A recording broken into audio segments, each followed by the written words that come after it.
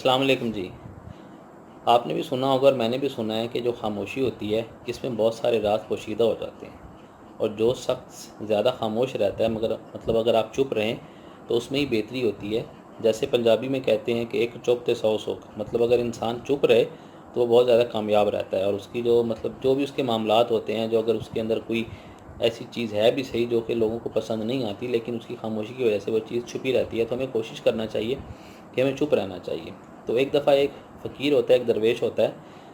جس کو لوگ اللہ والا مانتے ہیں، اور بہت دور دراز سے لوگ اس کے پاس آتے ہیں، اس سے فیض یاب ہوتے ہیں، اس سے تعویذ وغیرہ لیتے ہیں، اس سے دعا کرنے کا کہتے ہیں۔ تو معاملہ صرف یہ ہوتا ہے کہ وہ خاموش رہتا ہے، چپ رہتا ہے، وہ بولتا ہی نہیں ہے۔ لوگوں کو یہ لگتا ہے کہ یہ بہت ہی زیادہ نیک ہے، اور اس نے دنیا سے تو منہ ہی موڑ لیا ہے، کیونکہ یہ جب دیکھو خاموش رہتا ہے۔ تو وہ اس کی سعادت سے لوگ بہت زیادہ امپریس ہوتے ہیں، اور دور دراز سے اس کے پاس آتے ہیں، اس سے دعائیں کرواتے ہیں، اور کیا کیا نہیں کرتے، جیسے ہمارے آج کل معاشرے کے معاملات ہوتے ہیں۔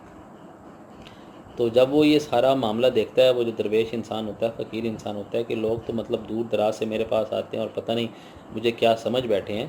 تو پھر کیا کرتا ہے کہ وہ بہت زیادہ غرور میں آ جاتا ہے۔ تو یہ جب غرور میں آتا ہے تو اس کا معاملہ الٹا ہو جاتا ہے۔ الٹا کس طرح ہوتا ہے کہ وہ بولنا شروع کر دیتا ہے۔ تو در حقیقت وہ ایک جاہل انسان ہوتا ہے، اس کے پاس علم اتنا نہیں ہوتا۔ وہ جو خاموشی ہوتی ہے اس نے اس کو ڈھانپ کے رکھا ہوتا ہے۔ اس کے جتنے بھی معاملات ہوتے ہیں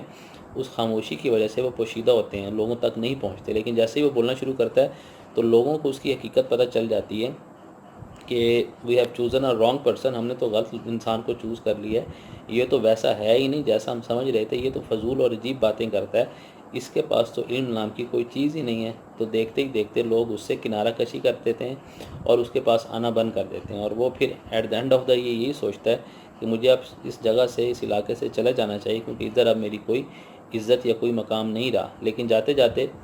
وہ جو ادھر کی لوکل مسجد ہوتی ہے، اس کی جو دیوار ہوتی ہے، وہاں ایک تختی لکھ کے لٹکا جاتا ہے، اور یہی لکھتا ہے اس کے اوپر کہ ہمیں چاہیے، انسان کو چاہیے کہ اگر اسے کامیاب ہونا ہے تو وہ زیادہ خاموش رہے۔ اور حضرت علی کا بھی ایک قول ہے کہ خاموشی میں حکمت ہے، کہ ہم اگر جتنا خاموش رہیں گے